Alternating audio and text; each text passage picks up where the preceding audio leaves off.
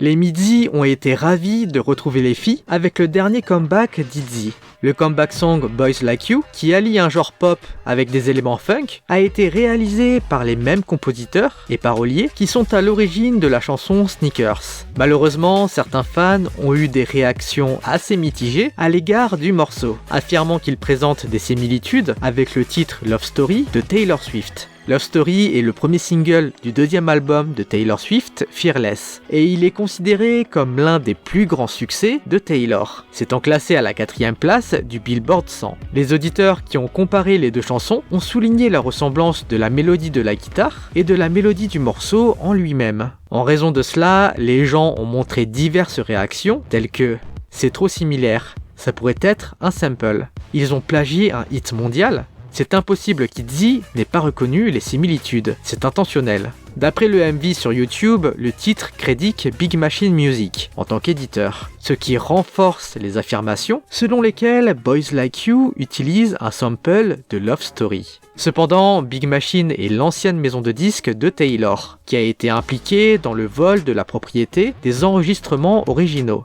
Du coup, les fans sont curieux de savoir si la chanteuse a autorisé ce sample. JYP Entertainment n'a pas encore publié de déclaration à ce sujet. De son côté, Jang Won-young est aussi au cœur d'un récent scandale. L'idol s'est rendu à Paris le mois dernier afin d'assister au dîner de gala Fred. Et dans le vlog publié récemment, qui récapitule son voyage, l'idol s'est affiché avec une épingle à cheveux arborant un phénix. L'artiste déclara que l'épingle à cheveux, qui provient d'une marque de bijoux coréenne appelée Nashenka, était destinée à montrer le look coréen à Paris.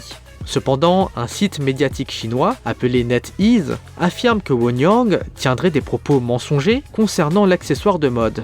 En fait, l'épingle a suscité un débat en ligne sur l'appropriation culturelle, les internautes chinois affirmant que le phénix est originaire de Chine, tandis que d'autres soutiennent le fait qu'elle n'a jamais mentionné le phénix, et qu'elle essayait simplement de mettre en valeur un accessoire d'une marque coréenne. Mais NetEase affirme qu'il existe des épingles à cheveux en Corée, mais les épingles à cheveux avec le motif du phénix sont uniquement chinoises.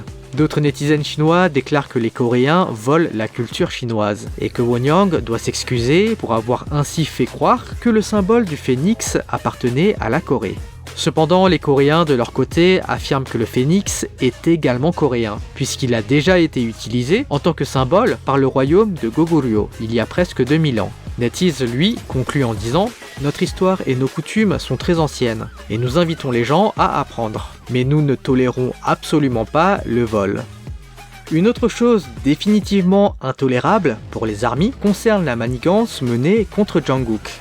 Récemment, un groupe de discussion rempli de fans de Jimin a été exposé. Ces derniers ont une haine profonde contre les autres membres de BTS, mais particulièrement contre Jungkook. Les OT1 ont été surpris en train de comploter contre le Golden Maknae, car ce dernier ferait de l'ombre à Jimin. En fait, les membres de la discussion souhaiteraient que Jungkook quitte le groupe, affirmant que le Maknae a toujours été protégé par le label, ce qui lui évita les conséquences des scandales dans lesquels il était impliqué. Un des internautes proposa l'idée de créer un scandale de toutes pièces afin d'évincer Jungkook du groupe.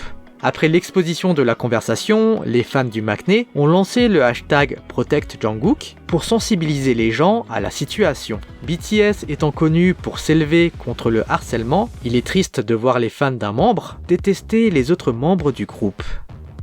Aujourd'hui, nous avons décidé de ne pas mettre d'actu feel good. C'est une manière pour nous de rendre hommage aux victimes du désastre survenu à Itaewon pour Halloween. Je pense que la majorité d'entre vous est déjà au courant du drame provoqué par un mouvement de foule incontrôlable. Le fait est qu'à l'heure actuelle, nous déplorons 154 malheureuses victimes. Ainsi, afin de rendre hommage à ces derniers, le pays va observer un deuil national de plusieurs jours. De nombreuses émissions et événements ont décidé d'annuler leurs créneaux, en respect aux victimes décédées.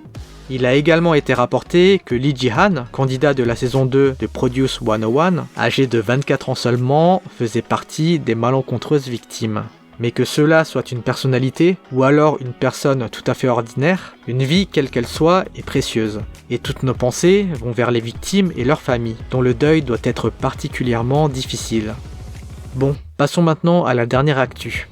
Beaucoup d'internautes, si ce n'est tout le monde, fut extrêmement choqués après avoir appris le mauvais traitement que subissait Omega X récemment.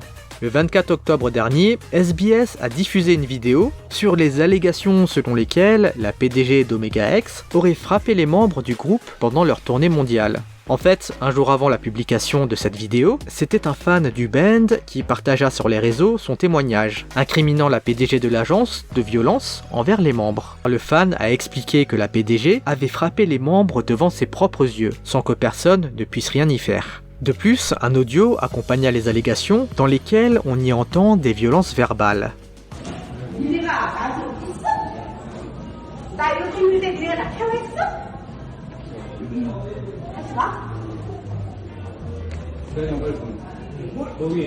야, 네가 뭔데? 뭔데? 나 쓰러졌어. 나 일어나.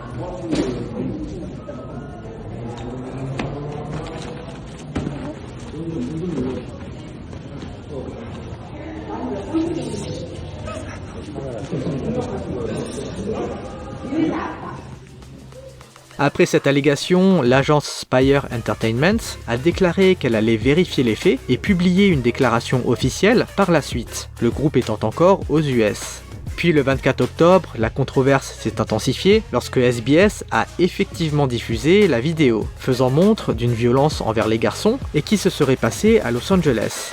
Dans la vidéo, on voit la PDG crier sur le membre Jehan qui était assis sur le sol et montrer des signes de panique. Néanmoins, cette dernière continua ses violences verbales. Dans un autre clip, la PDG tire Jehan au sol en tirant sur son col. Après cela, on voit Jehan pleurer en se remettant doucement sur ses pieds. Le plus choquant est que la PDG n'a montré aucun signe de remords pour ses actions lors d'un appel téléphonique avec SBS. Au lieu de cela, la PDG nia le fait que ses actions étaient abusives et exigea à la SBS de retrouver la personne qui a téléchargé la vidéo. Elle affirma même qu'elle s'occupait bien des garçons et qu'aucune agence ne gérait aussi bien le groupe. Que pensez-vous de cette affaire ? Bon les amis, comme d'habitude on se retrouve dans quelques jours pour une nouvelle vidéo. En attendant, lâchez votre like, abonnez-vous et activez la cloche. Allez, on se dit à toutes et bye bye.